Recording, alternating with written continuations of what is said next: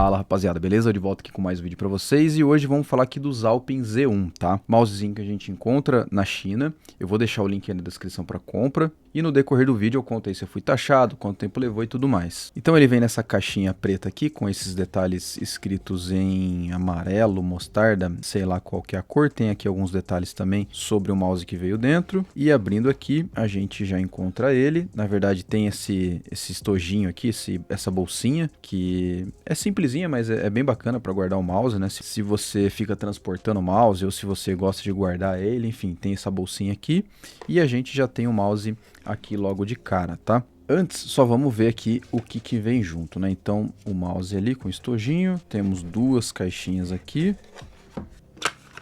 Uma vem o cabo USB, que no caso é USB-C, tá? Um cabo bem flexível. Nessa caixinha é só isso. Na próxima caixinha aqui, vamos ver... A gente tem... dois pacotinhos, um conjunto de fit, que é o mesmo que está instalado aqui, né? E esse outro aqui que são vários pontinhos também, para quem quiser utilizar. Vamos ver o que mais tem aqui. Ah, tem esse pequeno manual aqui também, que tá tudo em chinês. E aqui temos o extensor USB com o receptor sem fio. Deixa eu abrir ele aqui. E aqui o extensor com o receptor. Bom, experiência de unboxing assim simples, tá? Mas aquele simples bem feitinho, tá? Vamos falar aqui do mouse agora. Então aqui, rapaziada, a gente tem um mouse que é parecido com o Aria XD7 e o Orochi V2 e lembra também o G305.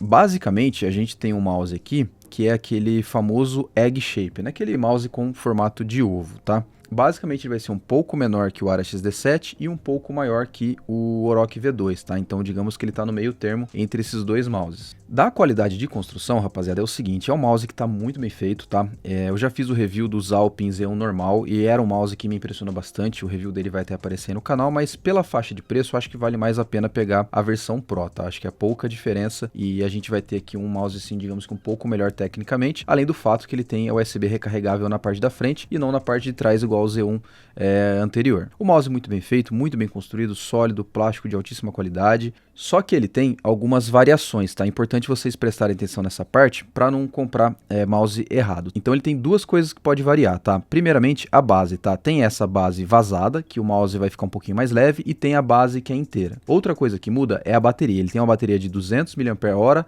ou de 500 mAh. Ah, Default, mas o que vai mudar? Se você pegar de 500 mAh, a bateria vai durar mais, em torno de 70 ou 80 horas. Consequentemente, ele vai ser um pouquinho mais pesado. Então, se você quer pegar o mouse mais leve possível, eu aconselho você pegar com a base furada e com a bateria menor. Porém, você vai ter menos duração de bateria, tá? Eu, particularmente, peguei aqui a versão que é vazada e com bateria de 200 mAh, tá? Mas eu confesso que eu errei. Era para ter pegado de 500 mAh, mas tudo bem, agora já foi. Mas continuando, tá? Aqui na parte de baixo a gente tem um botãozinho para desligar e para ligar. E temos o botãozinho da DPI, tá? Que basicamente vai ser a luz que fica aqui no scroll, tá? Como vocês devem estar vendo aí na câmera. E além disso, os fits aqui na parte de baixo, que são 100% PTFE, e já vamos testar ele aqui nesse mousepad que está na minha mesa, tá? E pelo que eu testei desse mouse, tá? Os fits deles são com glide assim, bem suave, bem macio, tá? Não fica com aquela sensação de estar raspando nem nada. Eu acho que são fits bem bons, tá? Melhores do que alguns mouses de entrada, mas não chega a ser ainda o nível de um aftermarket, como por exemplo um Tiger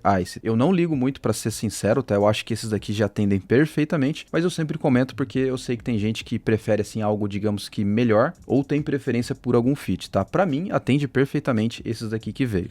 Conjunto de botões, tá? Os laterais, eles são bem táteis, muito crisp, tá? São bem tensionados, são cliques assim que, na minha opinião, são bem spamáveis, tá? Pro meu uso, atende perfeitamente, tá? Eu basicamente uso para puxar smoke e flash no CS e skill no Valorant, para mim aqui sem menor problema. Os principais usam Ruano Blue Shell Pink Dot, que é um switch fantástico e é o switch tendência do mercado, como eu sempre falo, um dos melhores para ser utilizado hoje em dia, melhor do que isso só um switch ótico, mas ainda assim tem gente que não gosta muito da tatilidade do switch ótico. Para quem curte um botão mais crisp possível, eu acho que o Blue Shell Pink Dot é um dos melhores que a gente tem. Eles vão ter um pouquinho de pre e post travel, tá? Mas nada que comprometa o uso, na minha opinião. Não é aquele botão molenga que fica rangindo ou que fica curvando muito, tá? Eu acho que a implementação dos cliques estão muito boas e a folga lateral tá bem tranquila, tá? E não tenho nada negativo a relatar aqui sobre o conjunto de botões. E por último, o scroll, ele tem marcações muito bem definidas, ele está usando um TTC Gold, ou seja, não era de se esperar coisa diferente na questão da tatilidade dele. As marcações bem definidas, com espaçamento muito ok, não é muito barulhento também, o clique dele também não é muito pesado, ou seja, uma implementação muito boa, assim como os botões laterais e também os botões principais.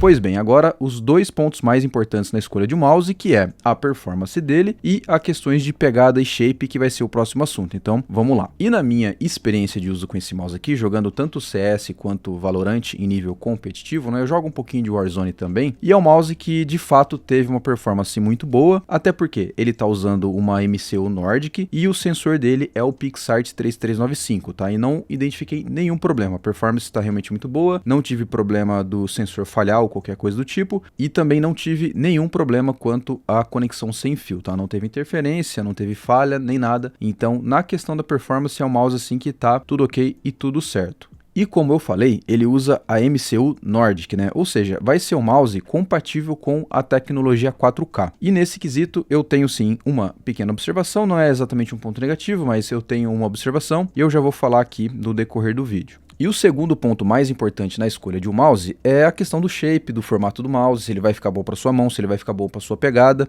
e é isso aqui que a gente vai falar agora.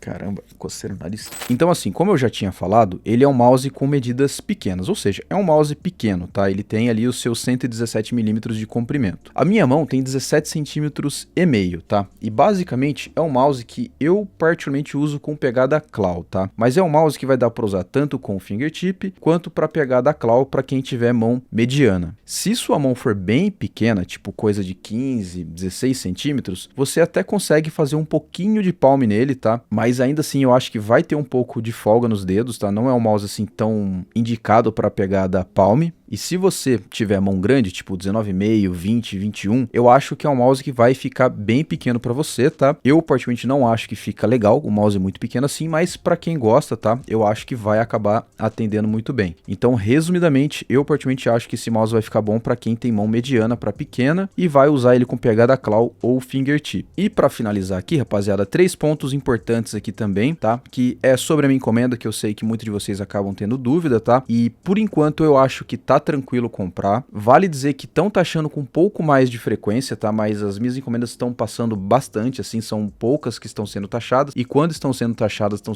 em cima do valor declarado, ou seja, geralmente uma taxa de 30, 40, 50 reais. E comigo tá acontecendo em pacotes maiores, tá? Nenhum mouse que eu comprei recentemente foi taxado, nem os que foram enviados para review, então para mouse e caixas pequenas eu acho que tá bem tranquilo, mas eventualmente pode sim acontecer.